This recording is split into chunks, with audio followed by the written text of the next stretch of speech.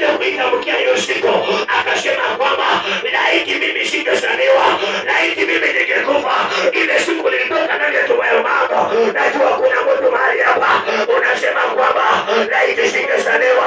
Najua kuna mtu anatazama unasema kwamba haya mateso yametosha, haya mateso yamenishinda, laiti mimi singezaliwa.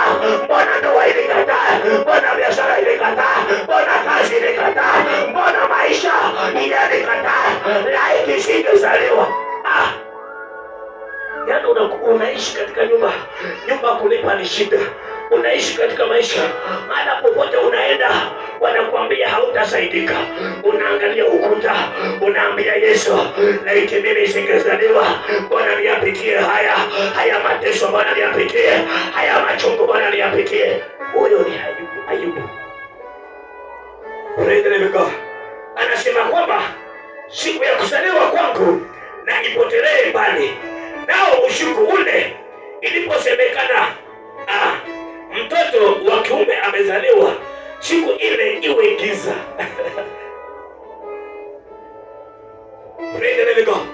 Anasema kwamba ile siku ilisemekana kwamba mtoto wa kiume Ayubu amezaliwa, hiyo siku iwe giza. Najua hata wewe uko hapa unapitia mawazo, unapitia mambo magumu, unapitia changamoto. Umeanza kusema laiti singekuja Nairobi. Unaanza kusema laiti singekuja Nairobi.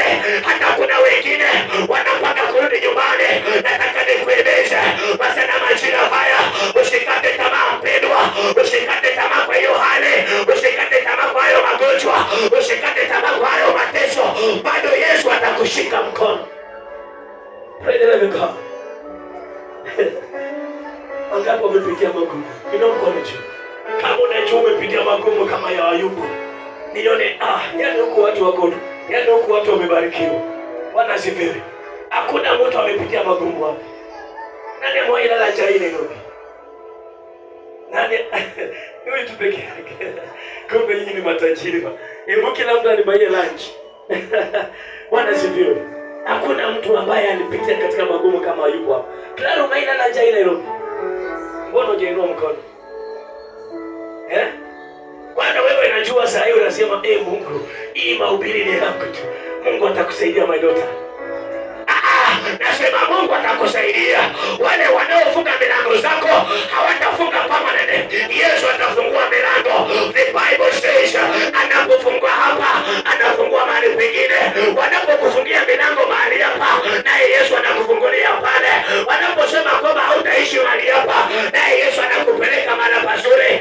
Anapofunga kazi yako, Yesu anasema mwanangu, wewe ni mtoto wangu, wacha nikupee kazi iliyo nzuri.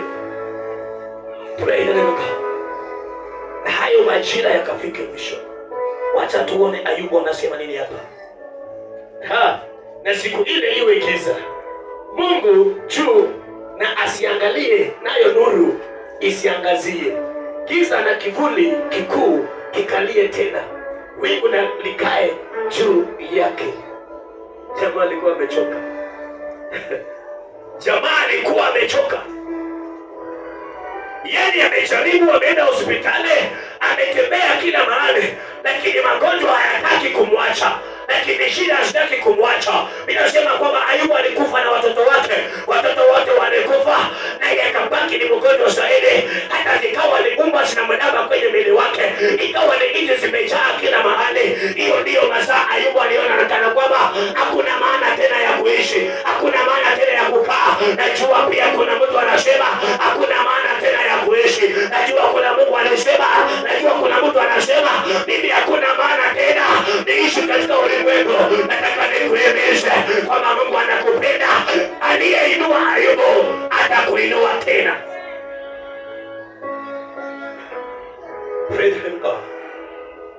Huyu Mungu aliyetengeneza Ayubu alipokuwa karibu kukufa, akamrejeshea utajiri tena, atakurejeshea hata nawe pia. Aliyetengeneza huyu Ayubu ambaye alikuwa karibu akufa lakini hakufa, akampea uhai tena. The Bible says kwamba alimrejeshea mali yake mara ndufu. Nawe pia urejeshewe. chochote kililiwa na nzige na waganga kikarejeshwa katika mikono yako. Kama ni ndoa ipokee, kama ni biashara zipokee, kama ni kazi nzuri natangaza ipokee. My God, my Father, wewe ni Ayubu ya leo. Mungu akurejeshe hayo machozi umelia vya kutosha, hayo mateso umepitia yametosha. Ayubu alipitia mateso, lakini imefika mahala Mungu akamsaidia. Nawe pia ukasaidiwe na Mungu na ukawe na ushuhuda, yani ukashuhudia.